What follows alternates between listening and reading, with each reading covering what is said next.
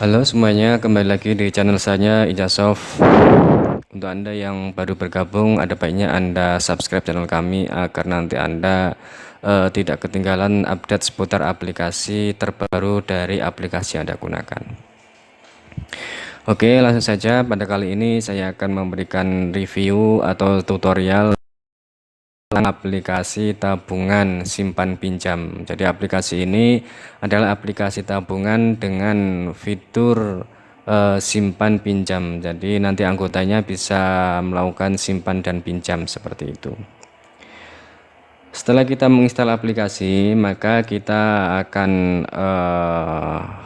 setelah kita install aplikasi, nanti di desktop ini nanti ada icon yang namanya aplikasi tabungan SP ya, aplikasi tabungan SP. Setelah itu nanti kita double klik atau kita buka dan nanti akan tampil seperti ini. Jadi kita akan diminta untuk memasukkan username dan password. Secara default username dan passwordnya adalah admin. Setelah nanti aplikasi terbuka, di sini ada beberapa menu atau beberapa fitur. Di sini ada dashboard yang menampilkan seputar sedikit seputar tentang rekapan data, ada jumlah data nasabah, ada transaksi kredit hari ini, ada transaksi debit hari ini, dan ada saldo hari ini. Untuk ini, 3 item ini adalah transaksi kredit, transaksi debit, dan transaksi saldo hari ini. Ini khusus untuk rekapan yang tabungan ya, hanya tabungan saja, bukan yang simpan pinjam. Jadi untuk kredit, debit, dan saldo hari ini adalah rekapan untuk dan ini saldo tabungan, saldo keseluruhan tabungan ada sekian. Kemudian di sini ada saldo pinjaman adalah saldo pinjaman, itu maksudnya adalah saldo atau uang yang dibawa oleh anggota yang itu kita sebut sebagai saldo pinjaman. Sebelum menggunakan aplikasi, di sini pertama kali nanti bisa kita masuk menu setting profil atau setting, kita isi nama lembaga ya. Kemudian di sini adalah ukuran kertas buku, ukuran kertas sini A4. Kemudian di sini ada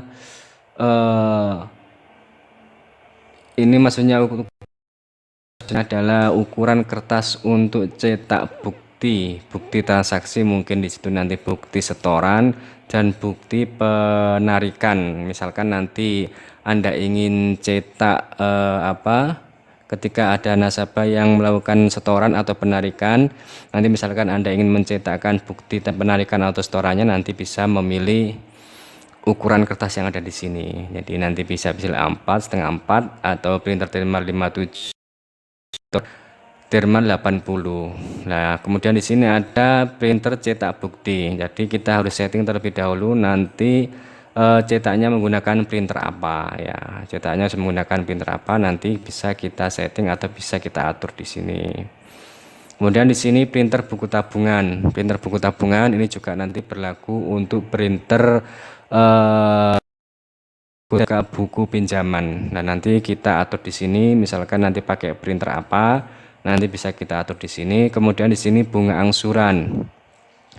Bunga angsuran di sini adalah besarnya bunga ketika nasabah itu membayar angsuran ya. Jadi di aplikasi ini menggunakan sistem bunga angsuran. Jadi nilai bunga itu ditentukan dari saldo terakhir dari sisa pinjaman ya. Jadi menggunakan perhitungan bunga dari sisa saldo terakhir ya. Ketika melakukan di sini misalkan kita 2% ya, kita isi 2%, setelah itu kita tekan tombol simpan. Di sini kita harus pilih terlebih dahulu cetak bukti, misalkan di sini saya pilih ini ya. Kemudian untuk buku tabungan misalkan saya pilih ini, kemudian simpan. Kemudian di sini kita masuk ke menu nasabah. Di sini bisa kita input satu-satu bisa. Jadi misalkan kita menginputkan data nasabah, misalkan ya seperti ini.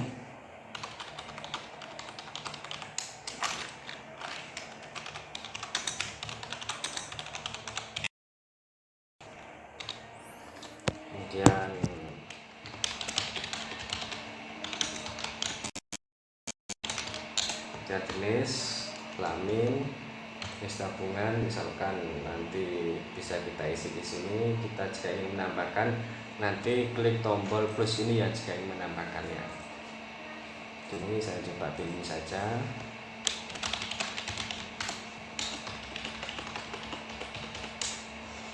Keterangan, kemudian kita klik simpan seperti itu. Kemudian di sini kita bisa cetak blanko. Blanko di sini maksudnya itu adalah blanko atau identitas di buku tabungan. Jadi nanti kita bisa print identitas di halaman depan buku tabungan. Nah, ini nanti kita bisa print melalui menu ini ya. Nah, di sini juga ada fitur untuk import file Excel. Jadi ketika Excel nanti bisa langsung diimportkan ke. Nah, caranya nanti kita pertama klik tombol buat template ya. Jadi kita klik tombol buat template. Setelah itu kita tunggu sampai nanti ada terbuka file Excel. Nah, ini di bagian bawah sudah ada kedip-kedip file Excel. Nah, yang perlu kita perhatikan di sini adalah susunan kolom. Ya, susunan kolom di sini. Jadi misalkan nanti Anda sudah punya tapi nanti Anda harus membuat susunan kolom sama seperti ini agar nanti bisa diimport ke dalam aplikasi. Jika tidak sama nanti tidak bisa diimport. Dan di sini saya sudah punya contohnya ya. Ini di desktop tadi saya simpan, saya sudah punya contohnya. Saya menginput dua data di Excel ya. Kalau kita lihat seperti ini,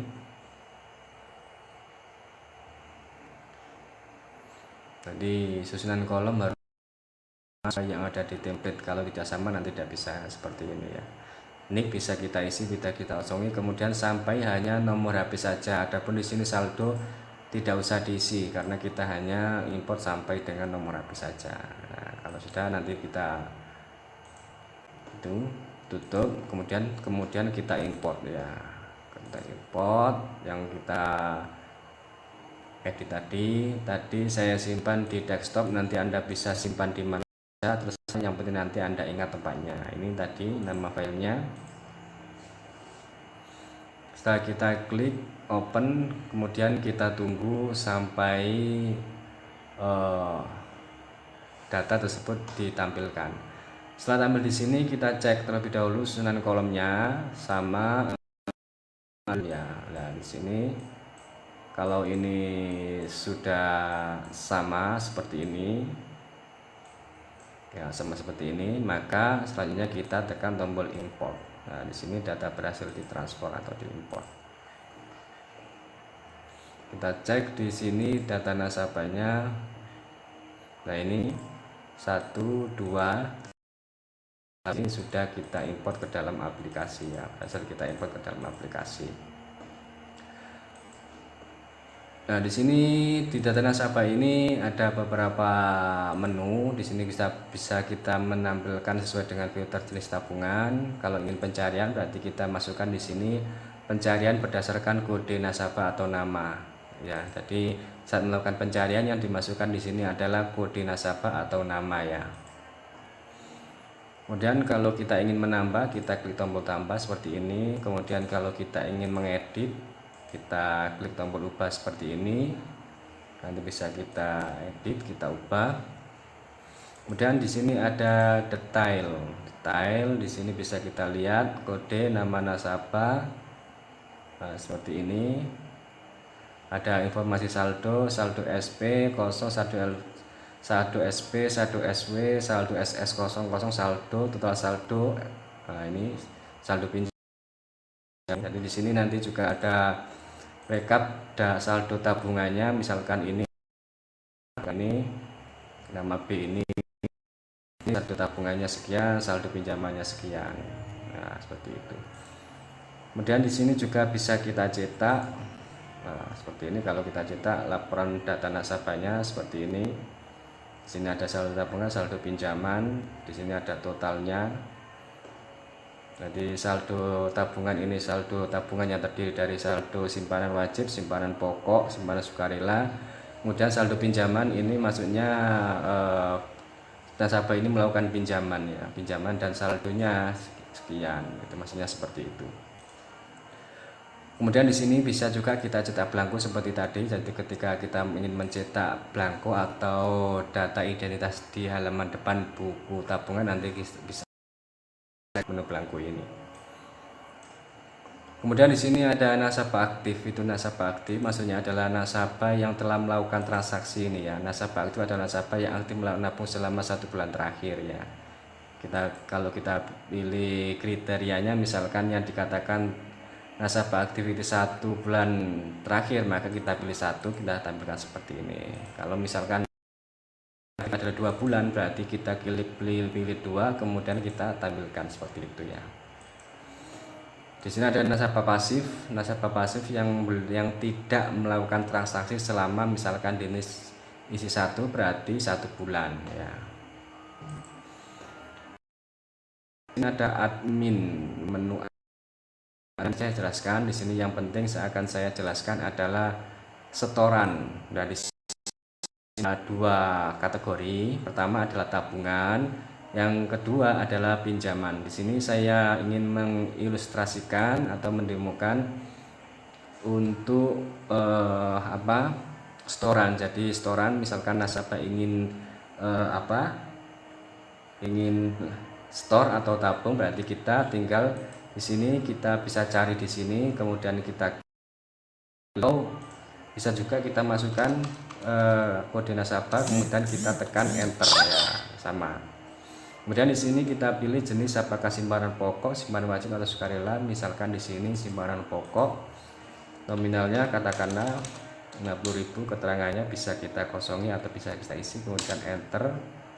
Nah, di sini nanti ada transaksi berhasil di setoran. Jika ingin dicetak ya yes, jika tidak ya no. Di sini contohnya saya ingin cetak, berarti kita klik yes seperti itu ya.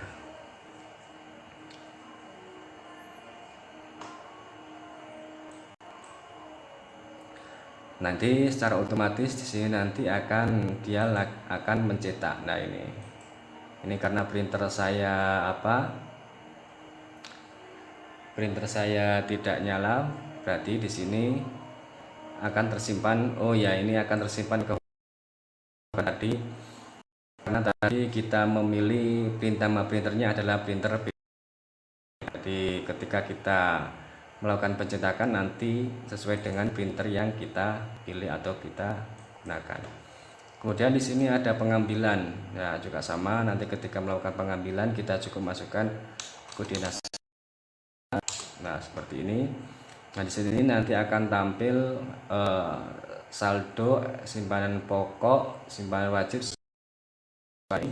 dan total semua saldo akumulasi, maka saldonya itu menjadi 216 ya.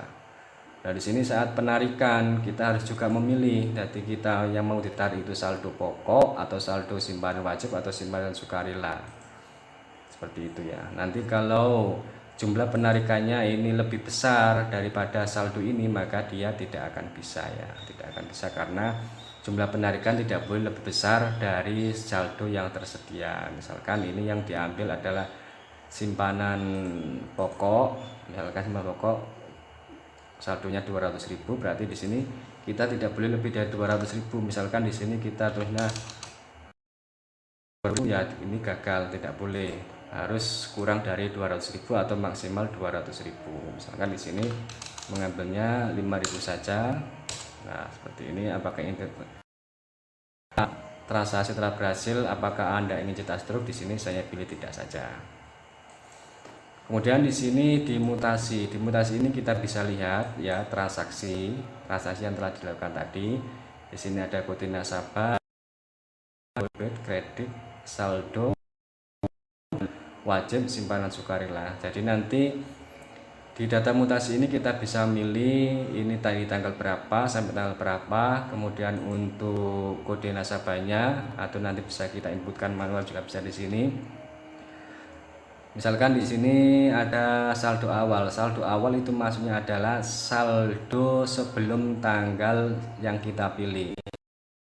karena yang kita pilih adalah tanggal 10 sampai tanggal 10, dari tanggal awalnya tanggal 10, tanggal akhirnya juga tanggal 10. Nah, berarti di sini saldo awal adalah saldo sebelum tanggal 10 ya.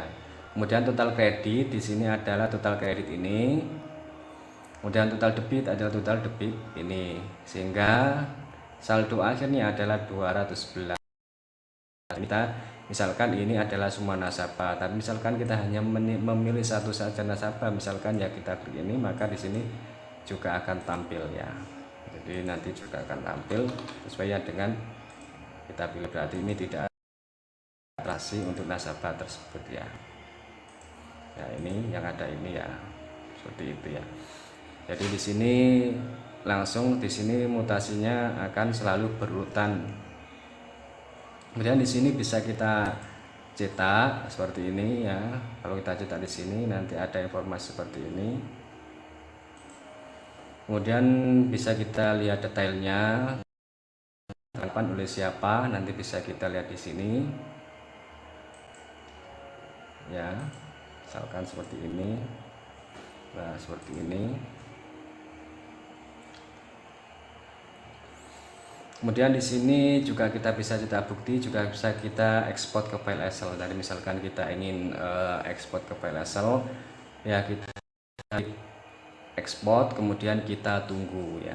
Kita tunggu karena untuk membaca itu perlu proses. Jadi kita tunggu sampai dengan selesai diproses. Jadi cukup kita klik satu kali tombol ekspor, setelah itu nanti kita tunggu agar nanti aplikasi membaca dan mengcopy data dari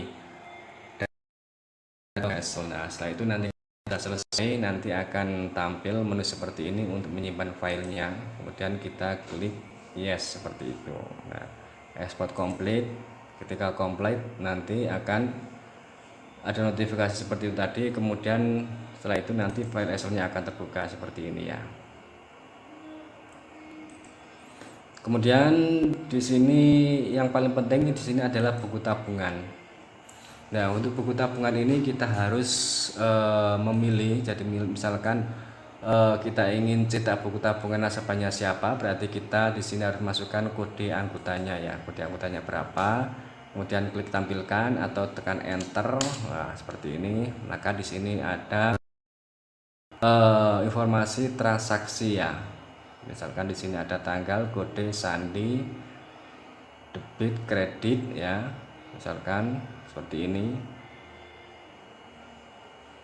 Ya, seperti ini ya. Ini tanggal 10 sampai dengan tanggal 10. Misalkan kita ingin menampilkan tanggal sebelum tanggal 10 ya bisa saja tinggal kita ubah. Maka di sini akan tampil seperti ini. Kemudian untuk melakukan kita pilih ini ya.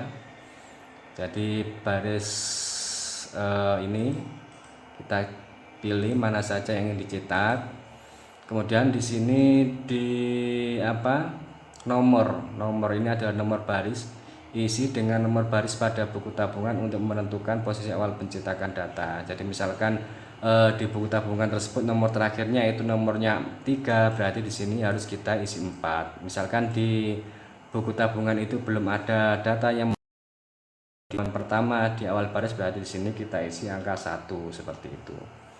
Kemudian di sini konfigurasi di sini perlu kita lakukan konfigurasi untuk mencocokkan data. Jadi buku tabungan ini misalkan di dalam buku tabungan itu jumlah barisnya 30 ya, berarti di sini kita isi 30 sehingga ketika jumlah baris lebih dari 30 menjadi halaman baru atau akan dicetak di halaman baru. Kemudian spasi setelah baris. Jadi buku tabungan itu kan di tengahnya kan ada dijilid, biasanya dijilid pakai dijilid pakai benang lah. Itu nanti bisa kita loncati, caranya di sini.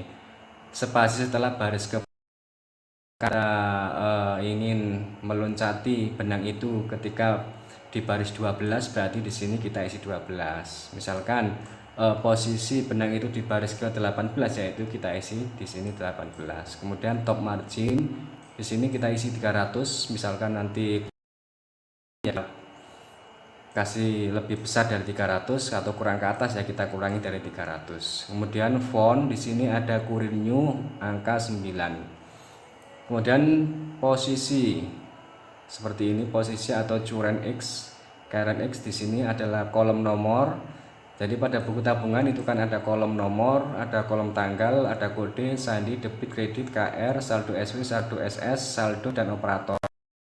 Nanti misalkan saat cetak buku tabungan itu posisinya kurang pas, nah itu nanti ngaturnya di sini. Jadi nanti sebelum cetak di buku tabungan nanti Anda bisa setting di sini mencari posisi yang pas ya.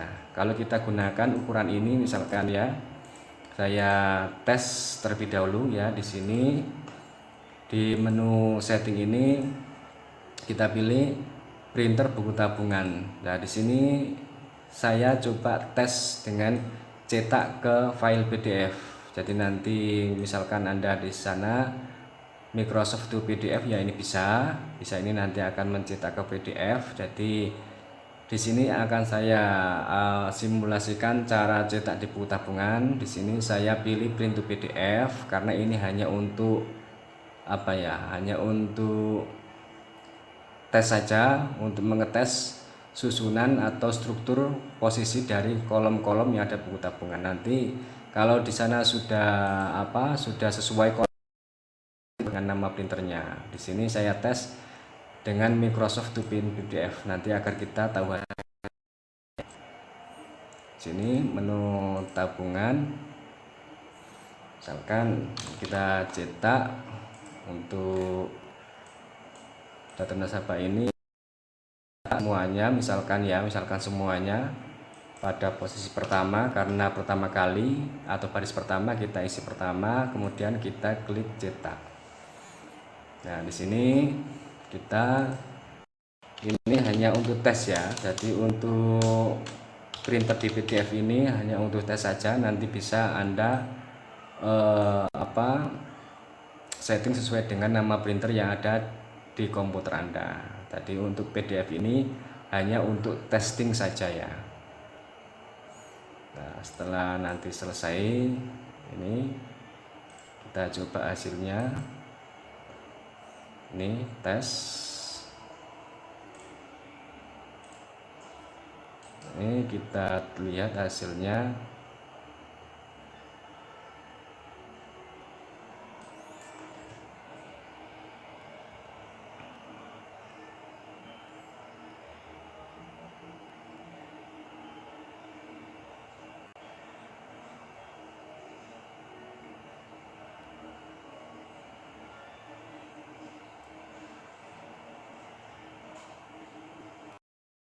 Dari file PDF ini bisa di sini 1 sampai dengan 7. Di sini ada kolom tanggal, kode, sandi. Nah, ini seperti ini. Nah, ini nanti di aplikasi ini bisa kita ubah ya, bisa kita ubah. Kan ya. Buku tabungan.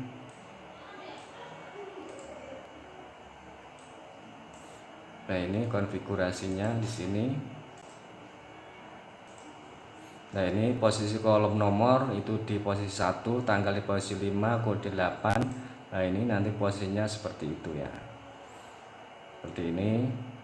Misalkan ini kita ubah, di operator di kolom 85 kita ubah misalkan di 100 ya. Nanti akan hasilnya juga di sini akan bergeser ke kanan seperti ini. Jadi semakin besar nilainya nanti akan selalu bergeser ke kanan. Maka nanti sebelum dicetak di buku tabungan terlebih dahulu dites.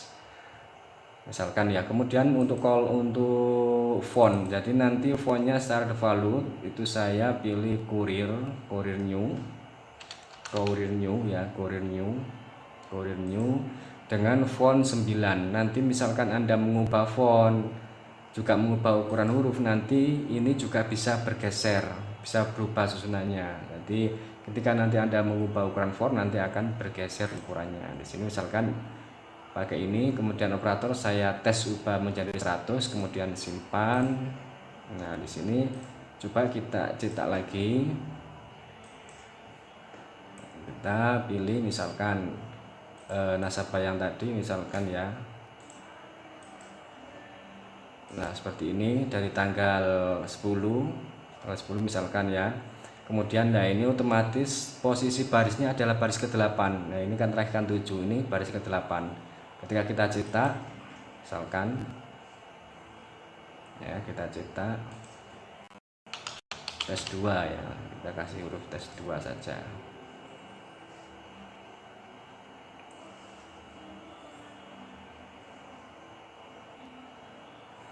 Di sini kita lihat hasilnya apa? Ini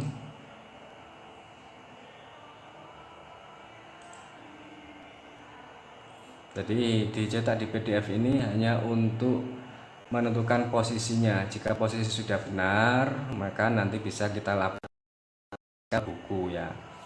Nah, di sini 8, 9, 10. Kalau di pertama tadi kan ini ya 7, berarti yang kedua berarti nanti akan di bawahnya. Kemudian tadi nilai dari apa? Kolom operator ini kita ubah 100, maka dia akan berubah ke sana ya. Kita kembalikan lagi saja 85 seperti itu agar nanti bisa pas ya. Demikian juga nanti misalkan ini ada spasi setelah baris ke-12 ya, spasi setelah baris ke-12 kita tes nanti di baris 12 akan diloncati apa tidak ya. Misalkan di sini saya pilih tanggal 3. Ya, di sini langsung ke baris 11, posisi terakhir ada baris 11, ini terakhir 10 berarti 11. Kemudian kita cetak, kita kasih tes 3.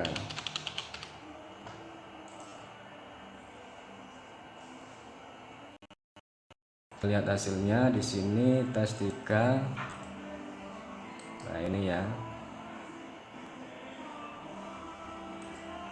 Tes 3 ini hasilnya.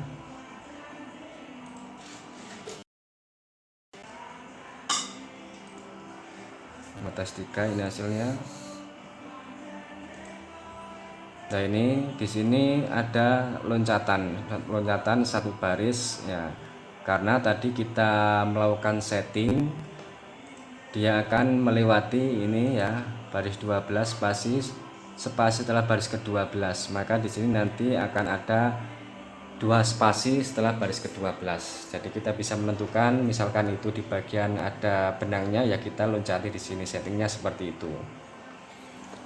Jadi seperti itu cara setting tabungan atau cetak buku tabungan. Nanti untuk yang untuk yang buku pinjaman juga sama, di sini nanti harus kita atur karena antara buku tabungan dengan buku pinjaman itu memiliki susunan kolom yang kita gunakan aplikasi. Nanti harus kita atur terlebih dahulu untuk menentukan posisi yang tepat dari kolom-kolom tersebut. Kemudian di sini ada pinjaman. Jadi di sini ada pinjaman. Untuk melakukan peminjaman juga cukup mudah. Misalkan kita masukkan nomor anggotanya, kemudian klik enter di sini ya. Di sini nominalnya misalkan 1 juta, kemudian klik enter seperti itu. Kemudian kalau pembayaran juga sama, nanti tinggal kita masukkan kode anggotanya akan seperti ini. Maka di sini nanti ada jumlah pinjamannya dia. Kemudian di sini karena ini bunganya 2%, berarti 2% dari 1.400.000 adalah 28. Secara otomatis nanti akan ada di sini. Kemudian kita isi nominal angsurannya berapa. Kemudian di sini kalau ada denda ya kita isi, kalau tidak ada ya kita biarkan saja, kemudian disimpan. Ada mutasi pinjaman. Nanti mutasi pinjaman di sini kita tampilkan seperti ini ya. Atau bisa kita pilih per nasabah. Kalau per nasabah berarti kita pilih kodenya, kemudian kita klik tampilkan. Nah, di sini nanti ada mutasinya. Nah, di sini misalkan saldo awal peminjaman, berarti kalau saldo awal peminjaman berarti ini maksudnya saldo nasabah ini sebelumnya sudah memiliki pinjaman yang belum lunas. Di sini tanggalnya kita majukan, kita pilih tanggal yang lebih bisa tahu datanya. Nah, di sini ternyata di sini pada tanggal 9 sebelumnya nasabah ini telah melakukan pinjaman debitnya 500.000 sehingga di sini saldo 500.000. Kemudian dia melakukan angsuran 100.000 dan di sini dia pinjam lagi 1 juta sehingga saldonya 1.400.000 dan yang terakhir di sini melakukan pembayaran angsuran lagi 100.000 di sini sehingga saldonya 1.300.000 ya, seperti itu. Di sini nanti bisa kita cetak, bisa kita lihat detailnya, bisa kita ekspor ke SL, cetak bukti juga bisa. Kemudian di sini bisa buku tabungannya ya, buku tabungannya bisa kita cetak kalau per nasabah ya. Nah seperti ini ya, 1 juta. Nanti misalkan kita ingin cetak dari tanggal berapa sampai tanggal berapa, ini kita pilih tanggalnya di sini ya. Kemudian jangan lupa nanti checklist yang ingin dicetak. Kemudian di sini juga sama, nanti bisa kita isi baris keberapa dia mau dicetak, seperti yang saya jelaskan tadi di buku tabungan ya. Sama nanti caranya seperti itu. Kemudian di sini ada laporan, di sini ada laporan saldo nasabah. Di sini bisa kita lihat dari sekian nasabah ini nanti ada saldo tabungannya berapa, saldo pinjamannya berapa. Nanti bisa kita lihat di sini ya. Sehingga di sini ada total saldo tabungan, total saldo pinjaman sekian, kemudian jumlah data atau jumlah nasabah ini record 11 dari 11 nasabah maksudnya. Ini bisa kita lihat ya, misalkan di sini informasi saldo simpanan pokok, saldo simpanan sukarela, saldo simpanan saya ulangi, saldo simpanan pokok, saldo simpanan wajib, saldo simpanan sukarela, total saldo keseluruhan adalah sekian, saldo pinjaman sekian. Kemudian di sini ada laporan pinjaman nasabah. Jadi laporan pinjaman nasabah seperti ini. Nanti kita bisa melihat tracking, oh nasabah ini melakukan pinjaman tanggal berapa saja, nanti bisa kita lihat di sini atau kita tracking di sini ya. Kemudian di sini ada laporan pembayaran angsuran. Jadi kita bisa lihat angsuran nasabah ini dibayar beserta totalnya. Nah, di sini nanti ada total kredit, total bunga, total denda, total semuanya. Nanti bisa dilihat di sini. Kemudian di sini bisa kita cetak, bisa kita ekspor ke file Excel. Untuk hal-hal yang teknis ini sudah saya jelaskan semuanya. Kemudian di sini adalah menu backup. Nah, di sini bisa kita atur auto backup. Kemudian kita pilih lokasi penyimpanan datanya. Misalkan di sini saya simpan di folder ini, kemudian klik backup. Nah, seperti ini. Nah, kita cek lagi.